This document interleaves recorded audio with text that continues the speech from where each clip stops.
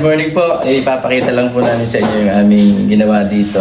Ito tayo sa kabilang kwarto. Ito, mayroon po tayong ginawa dito na request ng client na 5 feet dito sa may lagayan. Tapos 3 pintuan. Yan. Tapos dito po sa kabila, mayroon lagayan ng bag si ma'am. Glass yung ginamit po natin dito. Yan. Tapos black yung handle niya na modular. Mga layer niya, puro clear glass. Tapos dito sa kanang bahagi ng kanilang higaan, meron isang 4 feet na cabinet. Yan, i-close muna natin. Ito muna yung loob. Yung nilagay ng, pwede lagay ng mga kumot o punda ng unan doon sa dalang. Tapos may drawer sa baba, dalawa. Ayan, dalawa yan. Tapos hangeran, ito mga layer to. Close natin. Yan. Black handle, tapos glossy white yung ginamit natin plating. At na aluminum powder coated white. Black and white. Open ko muna kasi maamoy yung silan. Tayo sa kabila. Ito, ginawa din po namin ito. Yan. Ito lang CR na smoke glass. Ito, mura lang po ito. 6.5 lang sa gusto. Maganda na yung lock niya. Dito po sa kabilang part, 4 feet na cabinet din.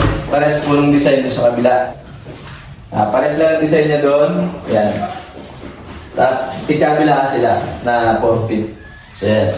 Doon din ang design. Tapos may drawer din sa ilalim. Yan. Tapos may hangiran. For mga layer siya. Yan. May open. So dito tayo sa kabilang kwarto.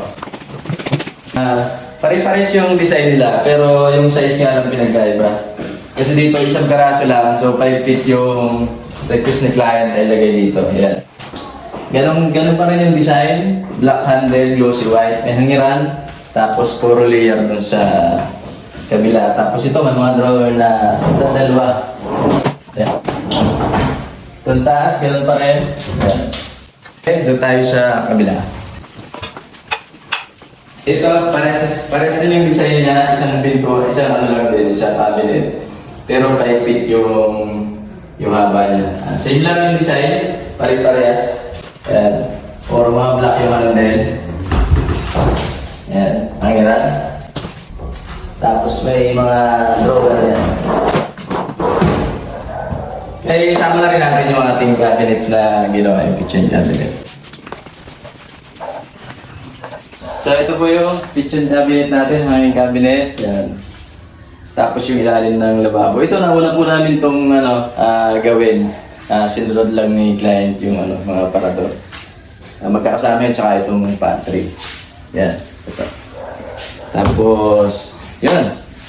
Yun lang. Thank you. Sa mga nais po magpagawa, PM lang po kayo sa ating page.